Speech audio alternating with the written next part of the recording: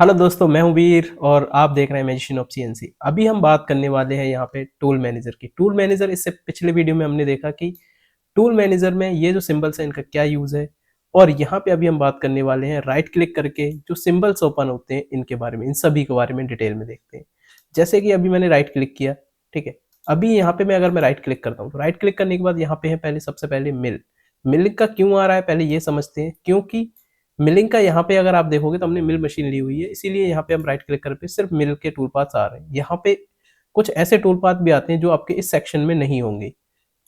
Generally जो पुराने version थे उसमें लोग इस तरीके से प्रोग्रामिंग करते थे, जैसे मिल ग्रुप पे जाके राइट क्लिक करके वहाँ पे मिल टूल पाथ, और यहाँ पे सारे टूल पाथ आ जाएंगे, जैसे कि 2D high speed, model chamfer, engraving, surface, even 5 axis के टूल पाथ। ओके, तो सारे इसमें कुछ एडिशनल भी हैं, जैसे कि जो आप देखोगे पहले थे अभी हटा दिए, ऐसा भी है। तो उस तरीके से भी कुछ टूल पाथ आपको मिल जाएंगे। ओके, तो अभी हम देखने वाले हैं जैसे कि नेक्स्ट, अगर आप टर्निंग में देख रहे हो तो इस तरीके से आपके टर्निंग के टूल पाथ आ जाएंगे। अगर मैं यहाँ पे जाऊँ, जैसे कि मैं राइट क्लिक करूँ और यहाँ पे ग्रुप में एक मशीन ग्रुप ऐड कर लेता हूँ। ओके, ग्रुप में एक लेथ का मशीन ग्रुप ऐड कर लिया। अभी जैसे ही मैंने लेथ मशीन लिया, ठीक है, लेथ मशीन लेने के बाद यहाँ पे अगर जाओगे नीचे तो एक लेथ मशीन ऐड हो गया। गॉट इट, ये देखो यहाँ पे ये लेथ, यहाँ पे राइट क्लिक करूंगा तो टर्निंग के टूल पाथ ओपन हो गए। ओके, तो इस तरीके से अगर इसको डिलीट करना है तो यहाँ पे राइट क्लिक करके यहाँ पे जस्ट ग्रुप में जाओ और डिलीट। ओके, तो इस तरीके से आप ग्रुप डिलीट भी कर सकते हो अगर आपने बनाया है। उसके बाद हम देखते हैं यहाँ पे ग्रुप में मैंने देखा जैसे कि आपको नया ग्रुप बना था, यूजुअली हमने भी मिल लेथ जो भी बनाया, नई मशीन लेनी थी। उसके बाद न्यू टूल ग्रुप, अगर आप देखोगे यहाँ पे जैसे कि ये रफ बना हुआ है, ये फिनिश बना हुआ है, ये क्या है, ये टूल पाथ ग्रुप्स है। इवन हम कैटेगराइज कर देते हैं यहाँ पे टूल पाथ्स को कि कितने ग्रुप्स में आपको बनाना है, जैसे ग्रुप, सब ग्रुप। अगर मैं यहाँ पे राइट क्लिक करके बनाऊंगा ग्रुप तो वो इसका सब ग्रुप होगा। देखो ये सब ग्रुप बन गया यहाँ पे, और यहाँ से अगर मैं राइट क्लिक करके बनाऊंगा तो वो एक ग्रुप बनेगा जैसे कि ये बाकी के। ओके, उसके बाद यहाँ पे अगर देखो रीनेम, एडिट, कमेंट, ये सारा इसी से रिलेटेड है जो यहाँ पे इसमें दिया गया है। ठीक है, यहाँ पे जाओगे इसको रीनेम कर सकते हो, डिलीट अगर नहीं हो रहा है तो यहाँ पे डिलीट कर सकते हो। एडिट कमेंट, अगर आपको कोई कमेंट डालना है यहाँ पे तो वो एडिट कर सकते हो। उसके बाद नेक्स्ट चलते हैं, यहाँ पे राइट क्लिक करने के बाद ये कट डिलीट, ये जो ऑप्शन है ये बहुत ही इंपॉर्टेंट है। जनरली क्या होता है कि कभी आप ऐसा है जैसे कि मैं, मेरा ये टूल पाथ है, अभी मैं इसको कर देता हूँ यहाँ से डिलीट, यहाँ से मैंने डिलीट किया। ओके, अब मैंने डिलीट कर दिया, ये बाई गलती से डिलीट हो गया। अब मेरे को ये फिर से टूल पाथ चाहिए तो राइट क्लिक करके यहाँ पे आप अनडिलीट कर सकते हो, बट ये एक सर्टेन टाइम में होता है। ऐसा नहीं कि आप कोई डिलीट करने के बाद कुछ और आपने कमांड अप्लाई कर दी उसके बाद ये काम नहीं करेगा। तो ये ध्यान रखना है कि आप इंस्टेंट ही आप इसको अनडिलीट कर सकते हो। अगर थोड़ा लेट हो गया या फिर कोई आपने कमांड एक्टिवेट कर दी फिर आप डिलीट नहीं कर सकते। ओके, अभी नेक्स्ट अगर मैं देखूँ यहाँ पे तो वो अंडू, नॉर्मल ये सारी चीज़ें पता ही है, कट, कॉपी, पेस्ट, जो मेन था इसमें अनडिलीट था। उसके बाद अगर मैं यहाँ पे करूँ एक्सपेंड, एक्सपेंड का मतलब अगर देखो पहले इसके देख लेते हैं कॉलैब। कॉलैब का मतलब जितने भी टूल पाथ ग्रुप है वो सारे कॉलैब हो जाएंगे। ये गॉट इट, अगर इसको एक्सपेंड करना है सारे टूल पाथ ग्रुप को तो ये एक्सपेंड हो जाएंगे। राइट क्लिक एक्सपेंड,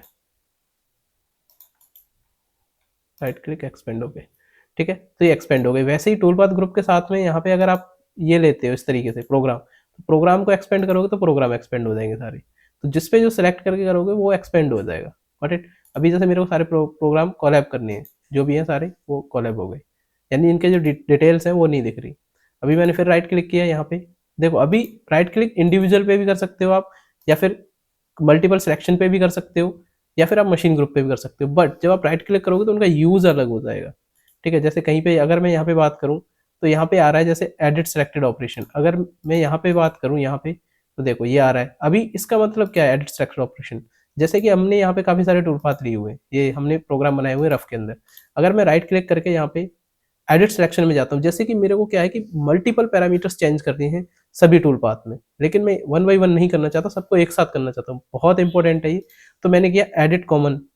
ठीक है, जब मैंने एडिट कॉमन पैरामीटर्स पे किया तो यहाँ पे देखो सारे टूल पाथ हैं जो भी मैंने सेलेक्ट किए। यहाँ पे जो सिलेक्शन था उसके बाद सिलेक्शन के बाद क्या क्या चेंज कर सकते हो, जैसे कि हेड, फीड, प्लंज रेट, सभी के लिए एक साथ अप्लाई होगी ये कमांड। जैसे कि आपको क्लियरेंस देना है यहाँ पे कुछ वैल्यू अगर आप भूल गए। उसके बाद अगर मैं यहाँ पे बात करूँ तो यहाँ पे टूल ऑफसेट, रिट्रैक्ट वैल्यू, सब कुछ दे सकते हो आप, स्पिंडल स्पीड। ठीक है, अगर मैं यहाँ पे बात करूँ जो मेन है, जैसे कि अभी हमने रैपिड रिट्रैक्ट, यहाँ पे क्लियरेंस दिया, फोर्स फोर्स टूल चेंज, उसके बाद आप कूलेंट ऑन कर सकते हो। जनरली ज़्यादातर लोगों के लिए यही यूज़ होता है कि मैंने सारे पहले कूलेंट नहीं दिया, अब मैं सब में 1 बाय 1 करने के बजाय यहाँ पे सारा दे। इवन मिसलेनियस वैल्यू भी दे सकते हो आप, जो अगर आपको ज़रूरत है कहीं पे 1 0 बनना है तो ये बहुत ही इंपॉर्टेंट टूल पर पैरामीटर्स हैं जिसमें कि आप एक साथ कमांड सब पे अप्लाई कर सकते हो। ओके, राइट क्लिक करके एडिट कॉमन पैरामीटर। अभी जैसे आप देखोगे यहाँ पे एनसी फाइल नेम, जब भी आप सेव करते हो तो सेव करके एनसी मांगता है। तो अभी क्या है, जैसे कि हो सकता है कि इन सभी का एक हो, जैसे कि ये इनकी जो भी जनरली पार्ट नेम रहता है वही हमारा एनसी नेम रहता है। Got it. तो यहाँ पे अभी मैंने क्या किया कि एनसी नेम यहाँ पे मैं जाता हूँ राइट क्लिक और एनसी नेम चेंज कर देता हूँ, यानी ये जो भी है जैसे मैंने लिख दिया यहाँ पे 01 रफ। ओके, तो अभी जो रफिंग का है वो एनसी में जनरेट करूंगा तो 01 के नाम से आएगा। और यहाँ पे अगर मैं एडिट एनसी रैम चेंज, देखो यहाँ पे वही आ रहा 02 फिनिश। अभी क्या होगा, जब भी आप G1 G2 करोगे, ठीक है, सॉरी G1 करोगे, जब भी आप एनसी निकालोगे तो एनसी निकालने पे ये क्या होगा, यहाँ पे जैसे ही G1 करोगे आप, ये सारे टूल पाथ आपके एक एटीसी की तरह आ जाएंगे। एक कॉमन एनसी आ जाएगी जिस जो 01 रफ के नाम से होगी। अगर आप इनमें मैं डिटेल में दिखाऊं तो यहाँ पे आपको दिख जाएगा, ये देखो टूल पाथ दिख रहा है, यहाँ पे नाम दिख रहा है। Just wait. ओके, इसमें अभी नाम नहीं आ रहा, ठीक। यहाँ पे प्रोग्राम नंबर आ रहा है जो कि अभी हमने 0 कर रखा है, कुछ किया नहीं है, ठीक है। तो इस तरीके से अगर मैं यहाँ पे राइट क्लिक करूँ तो जैसे प्रोग्राम नंबर चेंज करना है, हम प्रोग्राम नंबर भी चेंज कर सकते हैं किसी पर्टिकुलर प्रोग्राम के लिए, 001 या 111 जो भी रखना है। जैसे कि हम जाते हैं तो देखो ये 111 हो गया प्रोग्राम नंबर। अभी आपको सबके लिए एक यही रखना है तो राइट क्लिक करके यहाँ पे एडिट कॉमन पैरामीटर, ठीक है। तो अभी सब पे यही अप्लाई हो गया। अगर यहाँ पे देखोगे तो इनका अलग है, अभी इसका 0 ही है। तो इस ये होता है जैसे कि जब आप इस तरीके से आप डिफाइन करते हो। तो यहाँ पे देखो, एक तो ये हो गया एनसी नेम। अगर मैं यहाँ पे बात करूँ, ठीक है, ये जो दिख रहा है 01, यहाँ पे ये है एनसी नेम, ये है प्रोग्राम नंबर, दोनों आपके आ गए सभी। देखो इनके हमने क्या डाला था 01 और इसमें क्या डाला था हमने फिनिश 02 फिनिश, ठीक है, ये आ गया यहाँ पे। अभी हम राइट क्लिक करते हैं, इसमें और भी पैरामीटर है जैसे कि एडिट लाइब्रेरी ओरिजिन, री नंबर टूल। इससे क्या है कि जैसे आप री नंबर टूल, यानी अगर आपने टूल दिए हुए हैं तो आप री नंबर कर सकते हैं। जैसे कि यहाँ से देखो इनिशियल यानी स्टार्ट कहाँ से होना चाहिए और ऑफसेट कितना होना चाहिए, इंक्रीमेंट। Got it. तो ये सारी चीज़ें आप एट ए टाइम एक एक टूल पाथ में 1 1 करने के बजाय एक साथ कर सकते हैं। जैसे री number, work offset, reverse tool number, recalculate feed and RPM. ये बहुत ही इंपॉर्टेंट है। जनरली क्या होता है कि हम पैरामीटर में जाते हैं, अगर हमने कोई टूल पाथ कॉपी किया है तो हम यहाँ पे टूल में जाके राइट क्लिक करके यहाँ पे करते हैं री इनिशियलाइज फीड एंड स्पीड। तो वही चीज़ आपको यहाँ पे जाके राइट क्लिक करके यहाँ पे दी गई है एडिट कॉमन पैरामीटर रिकैलकुलेट। तो जैसे ही आप रिकैलकुलेट करोगे ये सारी रिकैलकुलेट कर लेगा। Got it. तो ये तो था एडिट कॉमन पैरामीटर, यानी आपको सिंगल सिंगल चेंज करने के बजाय मल्टीपल चेंज एक साथ में कर सकते हैं। एक्सपेंड कॉलैब बता दिया। रिपोर्ट्स, जनरली ये रिपोर्ट है जैसे कि आपने जो भी ज्योमेट्री ली हुई है। अभी मैं अगर बात करूँ यहाँ पे इसको डर्टी हो गया तो यहाँ पे चलते हैं फिनिश में राइट क्लिक करके। अगर मैं रिपोर्ट की बात करूँ, रिपोर्ट में जैसे कि ऑपरेशन लिस्ट, अभी मैं यहाँ पे जो भी सिलेक्ट है इनको सिलेक्टेड का कर देता हूँ। तो इसमें आपको ये कोड मीटर में निकाल देगा कि आपने क्या क्या ले रखा है, ठीक है। जैसे कि अगर मैं बात करूँ यहाँ पे, ठीक है, तो कोड मीटर में ये यहाँ पे निकाल देगा कि आपने किस किस तरीके के टूल पाथ ले रखे हैं, यानी टूल पाथ में आपने क्या क्या डिफाइन किया हुआ है, बुल डिफाइन किया हुआ है, कितनी ज्योमेट्री है उसमें, किस टाइप की है, टूल पाथ क्या है, नंबर क्या है, ये सारा मतलब जो आपको दिख रहा है उस तरीके से डिटेल दे देगा। Got it. तो इस तरीके से है। और ये डिपेंडेंसी, डिपेंडेंसी का मैंने पिछले में अच्छे से बताया है रिपोर्ट के अंदर। ऑपरेशन सेलेक्ट डिपेंडेंसी, डिपेंडेंसी का मतलब जो सिलेक्टेड है वो, ठीक है, डिपेंडेंसी किसके साथ है, किसकी किसके साथ है, वो सारी चीज़ें दिखा देगा। क्योंकि हम जनरली क्या करते हैं जब स्टॉक मॉडल डिफाइन करते हैं या फिर एज ए रेस्ट रफिंग बनाते हैं तो उसमें दूसरे टूल पाथ को डिफाइन कर देते हैं। तो उस तरीके से आप ये डिफाइन कर सकते हैं रिपोर्ट। अभी चलते हैं operation selection. Operation selection just वही जैसे हम सिलेक्ट करते हैं, ठीक है। उसके बाद यहाँ पे आप जैसे ऑपरेशन सिलेक्शन में गए, ज्योमेट्री, आप ज्योमेट्री में यहाँ पे पूछ रहा है, ठीक है। उसके बाद tool number, tool type, plane, operation type, कौन सा ऑपरेशन यहाँ पे बनाना है, ठीक है, एनसी क्या होगी, वर्क ऑफसेट क्या होगा, सब चीज़ें। जब आप ओके करोगे तो यहाँ पे ये देखो एक नया आ जाएगा, ठीक। तो इस तरीके से ऑपरेशन सिलेक्शन कर सकते हो आप। Got it. तो अभी हम चलते हैं यहाँ पे राइट क्लिक, जनरली इसका यूज है नहीं, शॉर्ट्स में आप इसको शॉर्ट्स कैटेगराइज कर सकते हो। जो मेजर यहाँ पे यूज है वो है इंपोर्ट एंड एक्सपोर्ट का। इंपोर्ट यानी ये जो टूल पाथ है, आप अगर सेम मॉडल है आपका इसी तरीके का, तो आप उस मॉडल पे आप यहाँ पे ये टूल पाथ कॉपी कर सकते हो, यानी एज ए टेम्पलेट वर्क कर सकते हो। इनको एक्सपोर्ट करो फिर इंपोर्ट कर लो, बहुत ही इंपॉर्टेंट है। इसको मैं डिटेल में एक वीडियो बनाऊंगा इस पे, ताकि आपको समझ में आए।